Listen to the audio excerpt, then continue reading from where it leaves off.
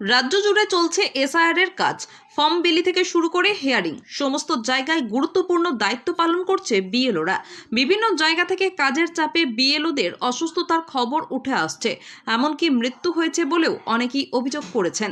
তেমনই একটি ঘটনা প্রকাশ্যে এলো পূর্ব বর্ধমানের মেমারিতে। কাজের চাপে এবার অসুস্থ হয়ে পড়লেন মেমারির তাজপুর এলাকার বাসিন্দা আইসিডিএস কর্মী সাইমা বেগম। পরিবার সূত্রে জানা গিয়েছে, বর্তমানে সাইমা বেগম পাহাড়হাটি গ্রামীণ হাসপাতালে চিকিৎসাধীন ওই বিএলও।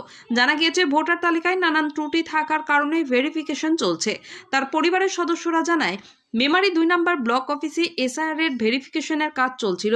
সেই সময় হঠাৎ অফিস চত্বরে অসুস্থ হয়ে পড়েন তিনি। এরপর গতকাল অর্থাৎ সোমবার তাকে পাহাড়হাটি গ্রামীণ হাসপাতালে ভর্তি করা হয়। বিএলও সাইমা বেগম ও পরিবারের সদস্য কি জানালেন শোনাবো আপনাদের। Mrityunjoy Jessore report, MBS news. আপনি এখানে হসপিটালে কেন এসেছেন? 18 নম্বর বুথে আমার স্ত্রী বিএলও, উনি 16ই জানুয়ারি ওনার হিয়ারিং ছিল। 80 জন ক্যান্ডিডেট ছিলেন এবং ওই দিনকে উনি ডিউটি করতে করতেই জয়েন্ট সাহেবের সামনেই উনি সেন্সলেস হয়ে যায় বেলা 2:30 নাগাদ। তখন ওনার জয়েন্ট সাহেবের পার্সোনাল রুমে আপনার আপনার স্ত্রী বলতে স্ত্রীর কি নাম? সাইমা বেগম।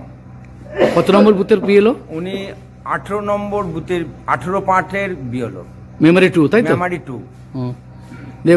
কখন অসুস্থ হয়েছে?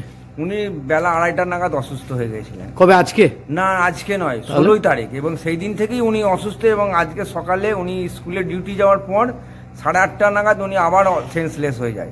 তারপর থেকে ওনাকে হসপিটালে অ্যাডমিট করা হয়েছে। এখন কেমন আছেন? এখন উনি ঈশ্বর ভালো আছে, সামান্য ভালো আছে, মানে আগের তুলনায়। আপনার পরিচয়? আমি ওই 18 নম্বর পার্ট সাইমা বেগমের হাজব্যান্ড। আপনি কবে থেকে অসুস্থ হয়েছেন? 16 তারিখ থেকে কেন অসুস্থ হয়েছেন? কি কারণে? ইয়ে ছিল, যেরকম বলুন। হিয়ারিং ছিল না, ওখানেই অসুস্থ হয়ে গেছিল। এসআইআর হিয়ারিং ছিল, তাই তো? হ্যাঁ যে ওখানে চাপে অসুস্থ হয়েছেন। হ্যাঁ, এখন কেমন আছেন? এখনো সেরকম মাথা ঠিক নেই। কখন থেকে ভর্তি আছেন? এই 10টা থেকে। সকাল 10টা থেকে।